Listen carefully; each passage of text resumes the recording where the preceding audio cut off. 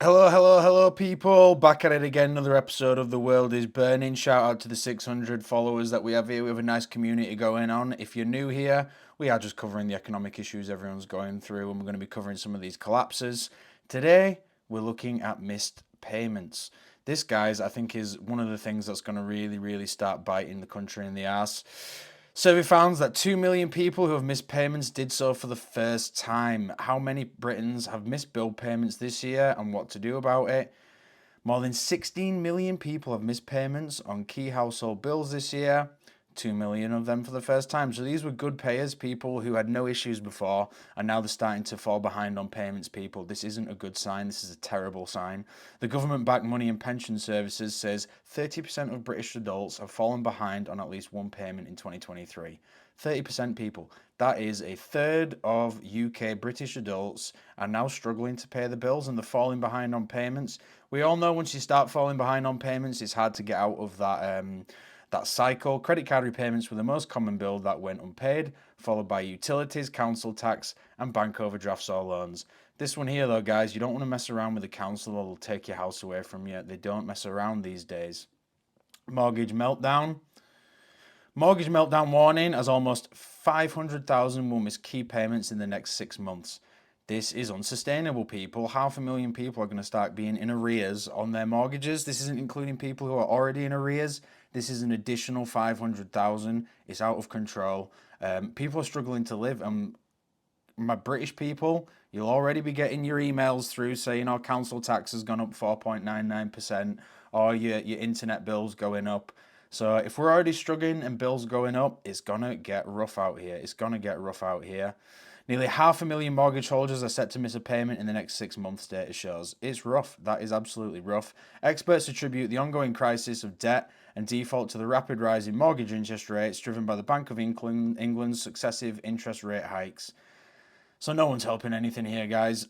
More than 16 million people missed out on key household bills. Once again, this is another person reporting it. It commissioned a census-wide survey of more than 3,000 people across the UK in October that found 3 in 10, 30% have missed at least one payment in 2023.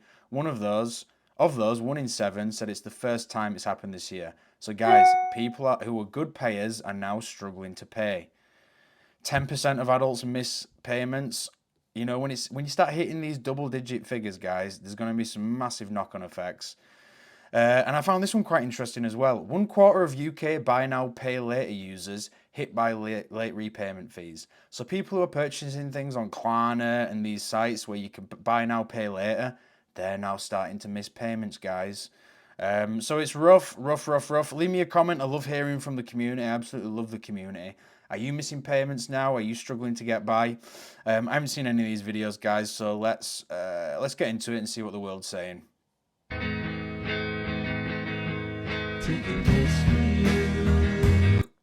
Me laughing, then remembering that roughly 40% or 9 million people missed their first student loan payment after the pandemic really. So we were doing about this in a previous video, guys. We're currently at 40% of Americans who haven't started paying back their student loan after the repayment started. I mean, that's just a whole time bomb in itself, waiting to pop off. I need you guys to pay attention. Chase has now made it a thing where if you miss your payment at all, they can up the interest rate on the back end. So let's say you miss your payment, I don't know, whatever. Each time you miss your payment, they can up the interest rate on the back end of your credit card. And they will. If that's okay with you, don't even pay attention to this. What I'm saying is this right here is modern day slavery for our money. And if you guys don't take action, all banks will follow. I'm making this video so you guys can pay attention, rip your head out of your ass, and take action. I will be deleting my Chase bank account today. I will be deactivating my credit card because there's no reason. You know, I brought this up to a family member and she said, oh yeah, a lot of them do that. For you to say that is insane to me because actually, in my knowledge, they don't. Do they do that? Please, in the comments, let me know. Yeah, they do that, guys, and this is why it's important. Whatever loans you've got, whatever you've got going on, you need to hit your payments, or else they're going to start doing these sneaky things. They'll be charging you extra in the back end. They'll make your life a nightmare. They'll keep calling you. They'll keep chasing it. They'll send it to collections, and your credit will get hit. So if you owe money, you really need to be paying that back. And now's the time not to be buying fancy things or getting in debt for things, guys. Student loan debt is a huge burden for us all. But what happens if you can't make your payments on time now that interest and repayments have restarted? Will it hurt you or will it help you? Hi, my name's Alexis Ray. I'm a culture and justice reporter for Reckon, and I have the answer for you. Technically, it won't hurt you until year 2024. This means you can miss a payment on your student loans without being penalized till year 2024 through the U.S. Department of Education's on-ramp transition period, meant to help borrowers successfully return to repayment, meaning we borrowers can have a missed, late, or partial payment and they can't garnish our wages or our credit score can't be harmed. If this was helpful... Yeah, and ultimately, guys, hit your payments. Don't be relying on this stuff. I never trust the government. I literally just got in my car. What the hell's going on? News just dropped today that Sports Illustrated just laid off their entire staff in an email. Now, if you're confused like me, the whole article explains it. Essentially, back in 2019, Sports Illustrated was purchased by Arena, right? Authentic, they had a deal with them to license so Arena can publish Sports Illustrated in print and digital. Arena missed a payment 3 weeks ago, and the payment was $2.8 million. That breached their licensing agreement with Authentic, so Authentic terminated the agreement. Because they terminated the contract, they will be laying off their staff. Now, some employees were terminated immediately and were paid in lieu of the notice period under the union contract, while other employees are still coming into work and will be contacted by a member of the team. Some people are expected to work through their end notice period that was sent to them. The Sports Illustrated Guild wrote this statement on Twitter. We have fought together as a union to maintain the standard of this storied publication that we love and to make sure our workers are treated fairly for the value they bring to this company.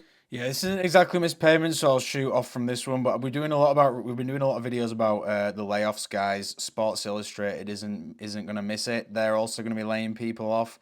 Journalism's taking a huge hit. Kind of agree with this one. They're going to start using AI for writers. I'm calling it. Give it 12 months, guys. A lot of these jobs will be going AI. Here's another reason to make your car payment on time. Ford in the process of a patent application for self-driving cars to drive away from their owners. After a series of missed payments, Ford's proposal will force the car to drive itself to a repossession agency. Having the car drive away would be a last resort. The patent application shows Ford would first pressure delinquent owners by disabling some of the car's features like the air conditioning or having the audio system play unpleasant sounds. Jeez. Wow. Yeah, and here's the thing, guys. We don't live in the days where a car didn't have any electronics on, and once you bought the car, it was just an internal combustion engine. Bish, bash, bosh, you're good. These cars are all connected to the internet. They have control of these cars. They all have kill switches in these days. So moving forward with the repossession rates going through the roof, once again, we've done plenty of videos on that, guys. They are going through the roof. They're going to start thinking of these smarter ways to get their product back. It's not efficient having a repo guy picking it up. What's more efficient is having them drive back to the factory. So yeah, definitely don't be missing your payments on cars, guys. Silent depression. When you compare the Great Depression to today, this is going to absolutely blow your mind. In 1930, during the Great Depression, the average home in America was $3,900. The average car was $600, and the average monthly rent was $18 or $216 a year, and the average salary was $1,300 for the year. Fast forward to today, it is $436,000 for the average home, $48,000 for the average car, and the average rent is $2,000 a month or $24,000 a year, and we have a $56,000 income for the average American right now. So if you look back to the Great Depression, the house was only 3 times the average salary. Now it is 8 times the average salary. The car was 46% of the salary. The car today is 85% of the salary. And just this comment here, guys. Also compare taxes from 1930 to 2023. Yeah, that'll be a huge jump up. the craziest part, the rent was 16% of the average salary. It is now 42% of the average salary.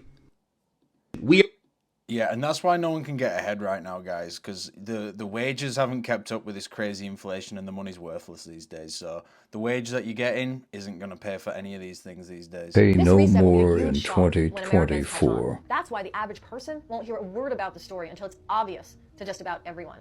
And by then, it's going to be too late. Yep.